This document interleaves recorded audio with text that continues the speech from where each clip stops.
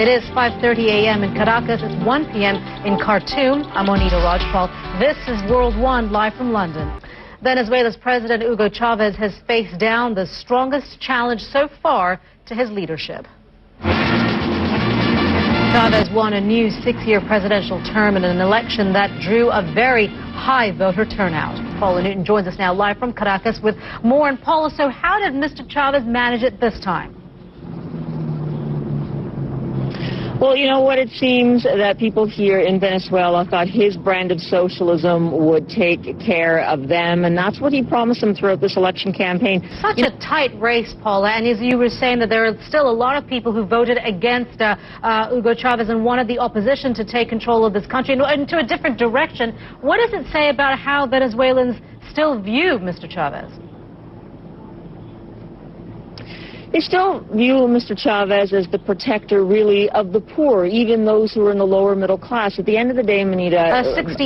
A $650 billion fund designed to help Eurozone governments survive the debt crisis gets up and running today. The governors of the European Stability Mechanism will launch the permanent bailout fund today. Talk a little bit about this $650 billion fund that is now up and running. Finally up and running. Finally. This is the permanent bailout fund that the European Union created during the height of the crisis. Up there? I hate Mondays? Is that what the song is? Jim Bolden, thank you very much for that. You're watching World One live from London. Villages along the Turkish border are on edge this morning after Syrian shells crashed inside Turkish territory for a 5th straight day. Joins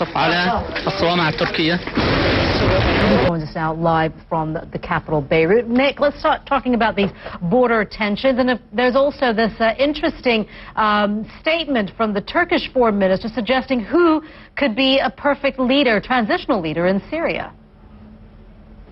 Absolutely. As you said yesterday, the 5th consecutive day of exchanges between the Turkish and Syrian military. But almost out of nowhere, we heard the Turkish Foreign Minister, Ahmet Davutoglu. Major foreign policy speech a little bit later on. Nick, thank you so much for that. Nick Payton-Walsh there live for us in Beirut.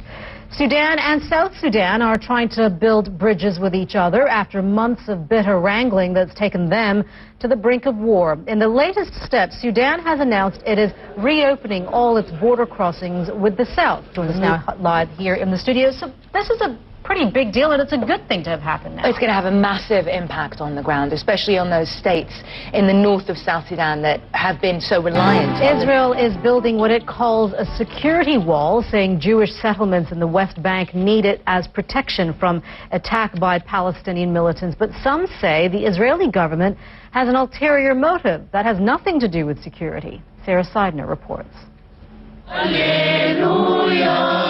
Christians say this procession has been taking place along this path for 180 years. You're watching World One live from London. With Election Day less than a month away, Republican U.S. presidential candidate Mitt Romney will deliver today what's being billed as a major speech on foreign policy. Romney's speech comes just 2 weeks before the final presidential debate on foreign policy. But there's another debate much sooner than that. The running mates face off later this week. Let's bring in CNN's political editor Paul Steinhauser. He joins us now live in our bureau in Washington. Let's first start, before we get to the VPs, Paul, let's first start with Mr. Romney and his big foreign policy speech. I know snippets have been released to the public. What are some of the highlights that we can expect? Yeah, I think you're going to see a more muscular Mitt Romney in this speech, taking the argument that the president, in his words, he would say the president... Thank you very much for that, Paul Steinhauser, there for us in Washington. So what would U.S. foreign policy look like under a Romney administration, and how might it differ from the Obama approach? Well, joining us now, Zania Dormandy, a senior fellow at Chatham House, a British think tank on international affairs. Thank you very much for being with us, Zania. Not at all. We are hearing little bits of what Romney would like to see when it comes to foreign policy if he's president of the United States. He's looking for, as we're hearing, a muscular approach.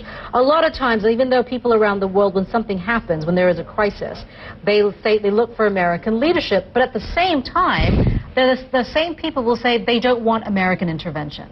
So what could he possibly do that Obama hasn't done?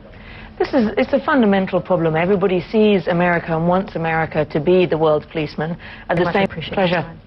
Well, we want to see what newspapers are saying about all of this. The Washington Post is focusing on foreign policy in its headline with this: no escape from the Middle East. It's an editorial that goes on to say recent events suggest that the next president, whether Romney or Obama, will get drawn into messy, difficult dilemmas in the Middle East and Central Asia. The longer a president holds America back from its expected role as leader and shaper of events, the messier the dilemmas will be.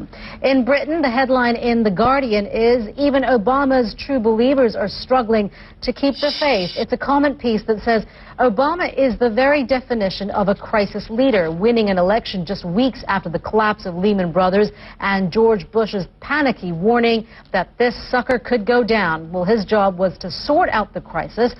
There's just one problem with that. Crises have many causes and symptoms. Which should the president focus on? And finally, the International Herald Tribune focuses on Mitt Romney's foreign policy speech with this headline: Romney's international roadmap. It says the nation's greatest strength is not its military power or fantastic productivity. It's the American commitment to our founding principles of political and economic freedom. If Mr. Romney can outline to voters how he will use American power to advance those principles, he will go a long way in persuading them he deserves the job of commander. Welcome back. Well, often it's hard for big football games and the star players to live up to the pre-match hype, but you couldn't say that about the latest Clásico in Spain. Alex Thomas is here with the details. I just like saying that. Yeah, it's a great title for a great football match down the years, and Jose Mourinho has called Cristiano Ronaldo. Hi, Monita. All righty. Thank you very much for that, Alex. We look forward to that. You're watching World One live from London. An Austrian man is about to fall to earth from the edge of space, and on his way down, he's expecting to become the first skydiver to break the sound barrier. As Max Foster explains, it hasn't been an easy journey.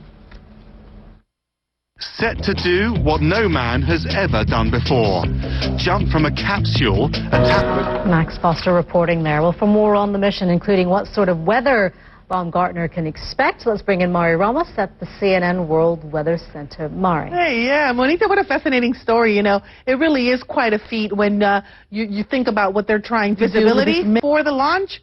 I think that wind will begin to come down just enough. Light winds, variable, maybe up to about 5 kilometers per hour, which should be okay. Back to you.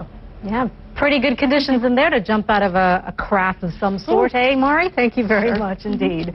You're watching World One live from London. I'm Monita Rajpal. Thank you for joining us. We'll update you the news headlines in just a couple of minutes right here on CNN.